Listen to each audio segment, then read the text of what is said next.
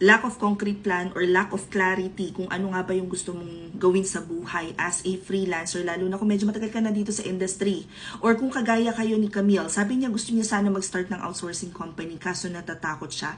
And I would say, ito talaga yung pinakang nagiging source. Yung lack of confidence mo, magiging source siya para hindi mo matupad kung ano man yung mga gusto mong gawin sa buhay.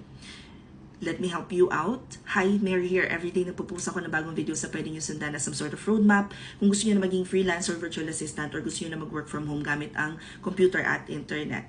And today, let's talk about paano nga ba magkaroon ng confidence na simulan na kung ano yung gusto mong gawin, kung ano yung nakikita mong trajectory ng iyong freelancing business. And most of us, after being here for a while, ang next na nating iniisip is parang gusto mong manggawa ng agency or yun yung tinatawag ng iba na outsourcing.